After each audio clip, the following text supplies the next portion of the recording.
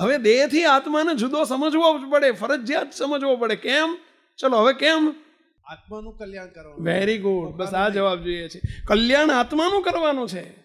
જન્મ મરણના ફેરા એ આત્માને ફેર્યા કર્યો છે, એનું કલ્યાણ કરવાનું છે, દેહનું નહીં. દેહનું કલ્યાણ તો આપણે કરતા જ આવ્યા છીએ. દેહનું કલ્યાણ શું? ખાઓ પીઓ જલસા કરો, એ દેહનું કલ્યાણ. પણ આત્માનું કલ્યાણ કરવાનું છે, તો એને જુદો પડે તો જ એનું કામ થશે, તો જ એ ભગવાન સાથે જોડાશે, તો જ એનો કલ્યાણનો માર્ગ ચાલુ થશે. પેલો જુદો તો પડતું પહેલા. બીજી વાત, ચલો એને આપણે અનાદિની સ્થિતિના માર્ગે, તમને એક નાનું દ્રષ્ટાંત આપ્યું હતું ગઈ વખતે અગાઉ પણ, કે કોઈ એક માણસ ઝૂંપડામાં રહે છે. હવે ઝૂંપડામાં બધી જાતની તકલીફો હોય. હુતા વરસાદ આવે ત્યારે હુતા પાણી પીવાય, એટલે સમજ્યા ને પેલા, પતરા ચૂવતા હોય અથવા તો પાણી પડતું હોય. ઉનાળામાં બફાઈ જવાય, શિયાળામાં ઠરી જવાય. ઉંદરડા હોય, ખિસકોલા હોય, બિલાડા હોય, અંદર કાન ખજૂરા હોય, બીજું તમે જો મકોડા હોય, કીડી હોય, વંદા હોય. ઝૂંપડામાં શું ના હોય? બધું હોય, બધી તકલીફો જ હોય. હવે એને લોટરીની ટિકિટ લીધી, દાખલો આપું છું, અને એમાં એને લોટરી લાગી ગઈ. લોટરીમાં એને આલીશાન મોટો રાજમહેલ જેવો બંગલો મળી ગયો. તૈયાર. અને એને કહ્યું કે ભાઈ જો તારી સામે, તારા ઝૂંપડાની સામે જ આ બંગલો તારો, 7 માળની હવેલી, બધું અંદર તૈયાર, એસી બેસી બધું તમે જો, ફર્નિચર કમ્પ્લેટ, બધું બગીચા હાથે, બધું કમ્પ્લેટ, સુખ સાહેબી સાથે. ફાઈ ગયો કે ના ફાઈ ગયો? ભાઈ આ ફાઈ ગયો કે નહીં? હા કે ના? તો બોલો. પણ હવે એને ત્યાં રહેવા જવું હોય, બંગલામાં રહેવા જવું હોય, તો એને પહેલું કામ શું કરવું પડે? ઝૂંપડું ખાલી કરવું પડે. હા વાંચો, ઝૂંપડામાં રહેવું છે ને બંગલામાં રહેવું છે, એટલે ઝૂંપડામાં રહેવું, 2 જગ્યાએ સુખ લેવું લઈ શકે. શું કરવું પડે એને? ઝૂંપડું ખાલી કરવું પડે કે કરવું જ પડે? મરજિયાત કે ફરજિયાત? બસ. કેમ જુદો પાડવો પડે? હવે આપણે મૂર્તિરૂપી મહેલમાં જો રહેવા જવું હોય, આપણને લોટરી લાગી ગઈ છે, મહારાજે મૂર્તિ આપી દીધી છે, પણ એમાં રહેવા જવું હોય તો આ ઝૂંપડું ખાલી કરવું જ પડે. આ ઝૂંપડામાં બધા દુઃખો જ છે. કામ પીડે છે ને, ક્રોધ પીડે છે ને, લોભ પીડે છે ને, ઉંદરડા ને ખિસકોલા ને બિલાડા બધા સમજ્યા, કીડી ને મકોડા બધા પીડે છે. હે માને નડે ને અપમાને નડે. માન કરે તો એ નડે, અપમાન કરે તો એ નડે. બોલો, એક જન્મ્યું ને એકદમ મર્યું હોય, રોતલ રોયા જ કરે આખી જિંદગી. બધા દુઃખો છે આ ઝૂંપડામાં. જ્યાં સુધી દેહમાં આત્મા રહ્યો છે એ જુદો ના પડે ત્યાં સુધી પેલા બંગલામાં નહીં રહ્યો છે ભાઈ. અરે બીજું એક નાનકડું દ્રષ્ટાંત આપું. તમારે એક ગાડીમાં તમે જઈ રહ્યા છો, અમે સંતો હોય ને, સંતો અમે ગાડીમાં જતા હોય, તમે બાજુમાં એને ઉભા રહો, ગાડી લઈને આવી કે સ્વામી મારી ગાડીમાં આવી જાઓ ને. હવે અમારે તમને રાજી કરવા હોય તો અમારે શું કરવું પડે? ભાઈ આ ગાડી છોડવી પડે તો જ પેલી ગાડીમાં જવાય. એક રૂમમાંથી બીજા રૂમમાં જવું હોય તો એક રૂમ છોડવો પડે તો જ બીજા રૂમમાં જવાય. એમ જેને મૂર્તિમાં રહેવું છે એને આ દેહરૂપી ઘર છોડવું જ પડે ભાઈ, તો જ મૂર્તિરૂપી ઘરમાં જવાય. સમજાય છે? ફરજિયાત, આ ફરજિયાત સ્વાભાવિક છે.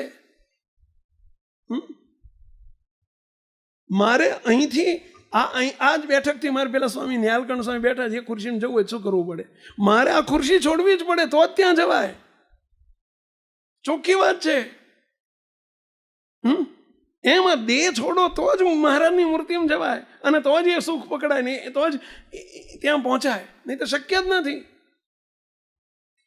એટલે ફરજિયાત છે આ કે જ્ઞાને કરીને, સમજણે કરીને કે દેહ તે હું નથી, દેહથી જુદો હું આત્મા છું, અને દેહને છૂટો પાડી દો. બસ દેહનું નામ છે, આ મારું નામ નથી. આપણે સુખ દુઃખ, હર્ષ શોક માન અપમાન આ બધું શાનું છે? દેહમાં રહ્યા છીએ એટલે છે. દેહને જ મારું સ્વરૂપ માની લીધું છે. હે મારા બાપા, મારા પપ્પા જ મારા પપ્પા, અને આ મારા, એટલે તારા નથી, તારા શરીરના છે. એ તારું રિલેટિવ છે. શરીર અને શરીરી, શરીર અને શરીરી એટલે આત્મા. હા બસ. આ દૂધની કોથળી, દૂધ છૂટું પાડવું જ પડે. આને જ્યાં સુધી નથી ઉપયોગ કરતા ત્યાં સુધી બરાબર છે. ઉપયોગ કરવો હોય ત્યારે પહેલું જ એને દૂધ છૂટું પાડવું જ પડે, તો જ ઉપયોગ શરૂ થાય, તો જ એમાંથી કન્વર્ઝન થાય, દૂધપાક થાય, મલાઈ થાય, બાસુદી થાય, પછી બધું પહેલાં એમાંથી છૂટું પાડવું જ પડે. એમ ચૈતન્યને મુક્ત કરવો છે, એની પર પ્રોસિજર કરવી છે, તો એને છૂટું પાડવું જ પડે. નથી આ સુધી પાડ્યું એ આપણું અજ્ઞાન છે. આપણને હું ને તું ને મારું ને તારું ને આ બધું અપમાન ને માન અપમાન ને સુખ ને દુઃખ ને હર્ષ ને શોક શાનું જ બેલા. આ મારા પપ્પા ને મારી મમ્મી, તારા શરીરના પપ્પા છે, તારા નહીં. હવે તમને એક પ્રશ્ન પૂછું. આ સુરેશભાઈના પપ્પા હમણાં ધામમાં ગયા, થોડા સમય પહેલા ધામમાં ગયા.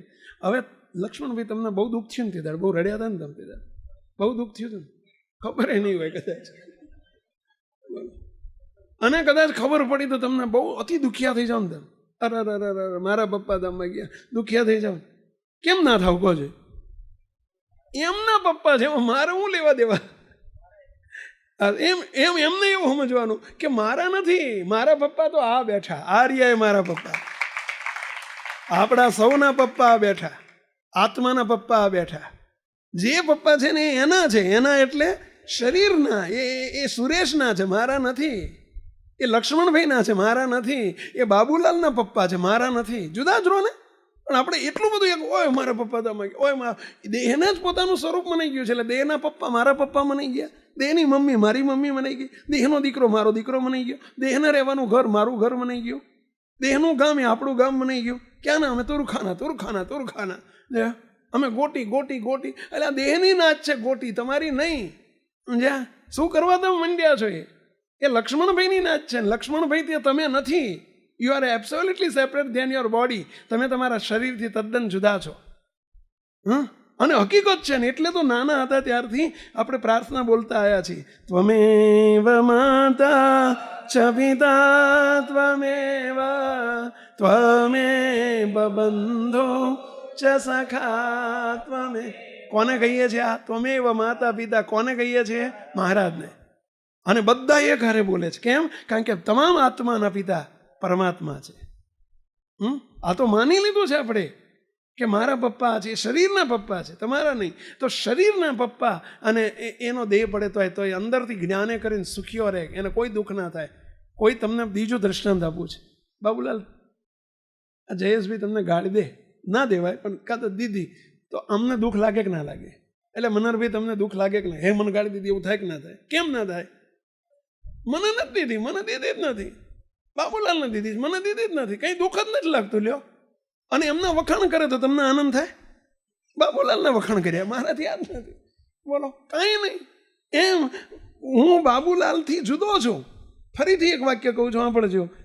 જેમ બાબુલાલ અને મનહરભાઈ બે તદ્દન જુદા છે. સાંભળજો આ વાક્ય બધા, સમજવાનો પ્રયત્ન કરજો. ના સમજાય તો પૂછજો. જેમ બાબુલાલ અને જયેશભાઈ તદ્દન જુદા છે, એમ તમે બાબુલાલ, તમે ને બાબુલાલ બે તદ્દન જુદા છો. સમજાય છે? આ બાબુલાલ અને જયેશભાઈ જેમ તદ્દન જુદા છે, એમ બાબુલાલ અને તમે પણ તદ્દન જુદા છો. જો આટલું સમજાઈ જશે ને તમને, એમ લક્ષ્મણભાઈ અને તમે બે તદ્દન જુદા છો. જેમ આ તમે બે જુદા છો ને એટલા જ જુદા છો. પણ તમે એને જ હું માની લીધું. એટલે તરત જ તે માન થાય તો એમ મારું અપમાન કર્યું, મને ગાળી દીધી. એટલે ભાઈ એને લક્ષ્મણભાઈને દીધી છે, મને ક્યાં દીધી છે? જેમ બાબુલાલને ગાળી દીધી, મને ક્યાં દીધી છે? મને દુઃખ થાય. એના વખાણ કર્યા છે, મારા ક્યાં કર્યા છે? મને દુઃખ થાય, મને આનંદ થાય. આપણે એક દ્રષ્ટાંત આપ્યું હતું આ સમજવા માટે. ધન્ય છે કૃષ્ણશંકર શાસ્ત્રીજી મહારાજને દ્રષ્ટાંત આપ્યું હતું આપણે. અમદાવાદમાં સોલા ભાગવત વિદ્યાપીઠના વડા કૃષ્ણશંકર શાસ્ત્રી હતા. ભાગવત કથાકાર હતા, પણ આત્મજ્ઞાની હતા. ભલે ઉપાસના સ્વામિનારાયણની નથી, પરંતુ જ્ઞાની આત્મજ્ઞાની હતા. સેવકે જોયેલા એમને બહુ જ અંતર્મુખી હતા. જેવા ડોંગરેજી મહારાજ હતા ને, ડોંગરેજી મહારાજને કોઈ જોયા હોય તો બહુ જ નીચી દ્રષ્ટિએ ચાલતા. અને એવા જ આ કૃષ્ણશંકર શાસ્ત્રી હતા. બહુ જ જેને કહે ને કોઈ લપન છપન, બહુ એમને સંસારી હતા, વ્યવહારિકમાં બધું સંસારમાં હતા. એમને પુત્ર પત્ની બધું હતું. અને જ્યારે સાણંદમાં આજથી 10 વર્ષ પહેલાની વાત છે, હમણાં જે 5-7 વર્ષ પહેલા જ ધામમાં ગયા, 10-12 વર્ષ પહેલા, લગભગ 2003ની વાત છે, એટલે લગભગ 13 વર્ષ થયા. સાણંદમાં એમની બહુ મોટી પારાયણ હતી. અમદાવાદ પાસે સાણંદ છે ને, અને એમની કથા ચાલતી હતી. 50,000 માણસો બેસતા હતા કથામાં, અને એ કથા કરતા સવારના 9 થી 12, સાંજે 3 થી 6. ત્રીજો દિવસ હતો, ત્રીજો ચોથો દિવસ હતો. સવારના કથા ચાલુ થઈ ગઈ, 9 વાગે કથા ચાલુ થઈ, 10 વાગે 10:30 થયા, અને 10:30 વાગે એમના પાછળથી કોઈ એક ચિઠ્ઠી આપી. ચિઠ્ઠી વાંચી, ચાલુ કથા એક ચિઠ્ઠી વાંચી લીધી, આપણી નાનકડી ચબરખી આપેલી ને વાંચીને અંદર પછી પોથીમાં મૂકી દીધી. કથા એમને સ્મૂથલી ચાલી. 12 વાગ્યા સુધી કથા ચાલી યથાવત. 12 વાગે પૂર્ણાહુતિ થઈ, શ્રીપતિમ શ્રીધરમ થયા. એટલે એમણે છેલ્લે કહ્યું કે બધા શ્રોતાજનો, આજે સાંજની સભામાં હું હાજરી નહીં આપી શકું, મારે એક મહેમાનને વળોટાવા જવાનું છે, મારે એક મહેમાનને વિદાય આપવા જવાનું છે, હું હાજરી નહીં આપી શકું. બીજા વક્તા આવશે, માટે તમે બધા હાજરી આપજો. મારે બદલે બીજા વક્તા આવશે, કથા બંધ નથી. એમ કરીને ઉઠ્યા, ગાડીમાં બેસવા જતા હતા. ત્યાં એમના પીએ જે હતા, કે એમની જોડે જે હતા હરિભગત, એમણે પૂછ્યું કે શાસ્ત્રીજી કયા મહેમાનને હાજે વિદાય આપવાની, કે સમજાણું નહીં.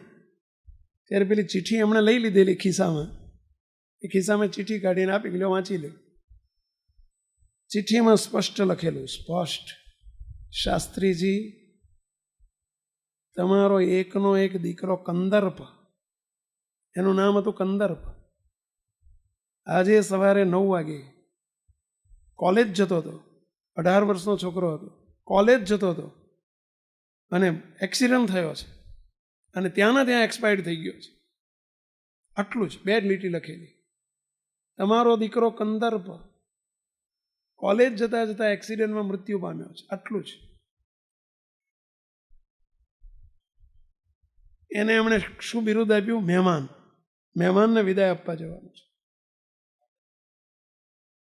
હવે દીકરો ધામમાં જાય, એકનો એક દીકરો ધામમાં જાય, 18 વર્ષનો દીકરો ધામમાં જાય, આંખમાં આંસુ આવે કે ના આવે?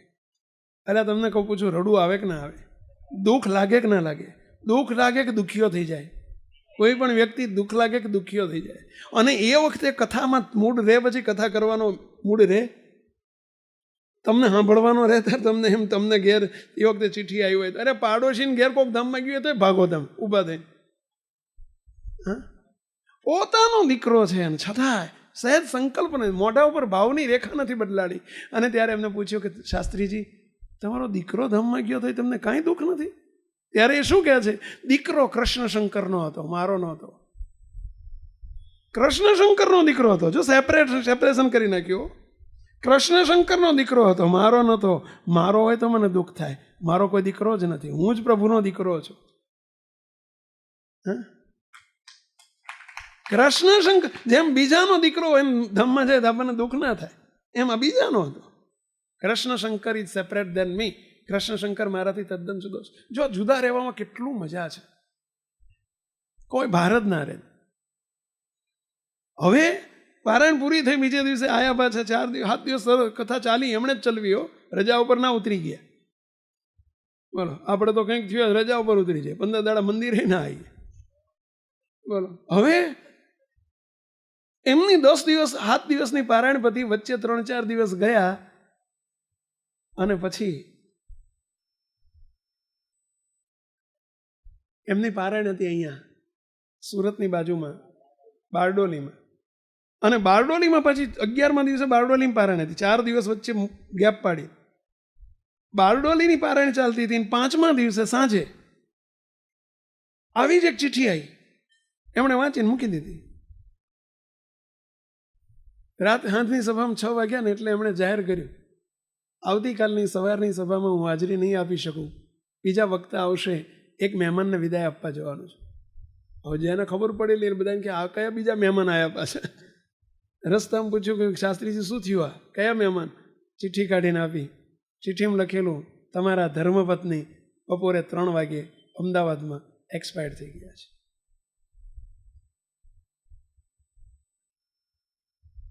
છોકરાના વિયોગમાં ધર્મપત્નીને દુઃખ, પેલી આત્મજ્ઞાન નહોતું એટલે એ દુઃખી થઈ ગયેલા, એમને એટેક આવી ગયો. બોલો, અને અમને કશું નહીં. મોંની રેખા નથી બદલાણી. તમે કહેશો કે બે બાણું નહીં બનતું હોય, એવું છે ના બનતું હોય તો એ દુખિયા તો થઈ જવાય. સાચી વાત છે. પણ શું તારે એમને પૂછ્યું શાસ્ત્રીજી આમ કેમ? ત્યારે શાસ્ત્રીજી એક જ જવાબ આપે છે, એ કૃષ્ણ શંકરના પત્ની હતા, મારા નહોતા. બીજાના પત્ની ધામમાં જાય એમાં મને દુઃખ કેવું? જો આ દેહથી જુદું વર્તાય ત્યારે કેટલું બધું નિરાંત રહે, હળવા ફૂલ જેવા રહેવાય. ન માન લાગે ન અપમાન લાગે, ન એને હર્ષ થાય ન શોક થાય, ન એને સુખ ન દુઃખ. દીકરાનો જન્મ થાય ઘરમાં તો આનંદ ના હોય, ફલાણા ઘેરે રમેશના ઘેર દીકરો જન્મ્યો છે, એમાં મારે શું? આ તો મારા ઘેર જન્મ, મારો દીકરો. અરે તમારો નથી, એ તમારા શરીરનો દીકરો છે. તમે જ સ્વયં ભગવાનના દીકરા છો ને એ ભગવાનનો દીકરો છે. એ આત્મા છે, તમે આત્મા છો. પરંતુ આ દેહના ભાવોને લીધે આપણને ખોટી રોંગ બિલીફ થઈ ગઈ છે. એટલે દેહના સુખે સુખી, દેહના દુઃખે દુઃખી થઈ જાય છે આપણે. પહેલું સ્ટેપ આ છે કે જો ભગવાનનું સુખ જોતું હોય તો ત્યાંથી જુદા પડો. જ્ઞાને કરીને સતત ચાલતા હાલતા, ચાલતા ખાતા પીતા બેસતા આવા સંજોગ આવે ત્યારે તરત જ જ્ઞાન લાઈન મૂકી દો. ત્યાં જ્ઞાને કરીને હું નથી, આ મારું શરીર છે, રિલેટિવ છે, રિયલમાં હું નથી. રિયલમાં હું અનાદિ મુક્ત જ છું. અને આપણને ચૈતન્યને જુદો પડ્યા પછી મોટા પુરુષ આપણને વર્તમાન ધરાઈને અનાદિ મુક્ત કરે છે. હવે આપણે હું દેહ છું એમ નહીં, દેહથી જુદો આત્મા છું એ નહીં સમજવાનું, પણ હું અનાદિ મુક્ત જ છું. હવે આત્મા નિરાકાર છે, હું આત્મભાવમાં પણ નથી રહેવાનું. આપણે એ તો માત્ર જુદો પાડવા પૂરતું જ છે. હવે આપણે અનાદિમુક્ત છું, અને અનાદિમુક્ત શબ્દ આવે ને ત્યાં આપણને પુરુષોત્તમ રૂપ છું. પુરુષોત્તમ એ જ મારું રૂપ છે. આ અરીસામાં દેખાય છે શરીરનું રૂપ છે, પરંતુ જેના હું દર્શન કરું છું એ મારું રૂપ છે. મારું એટલે હવે આત્માનું રૂપ મહારાજની મૂર્તિ છે, એ મારું રૂપ છે. જો પર ભાવને છોડી દેહ દ્રષ્ટિ, સુખિયા થવાની ચાવી છે. જો પર ભાવને છોડી દેહ દ્રષ્ટિ, સુખિયા થવા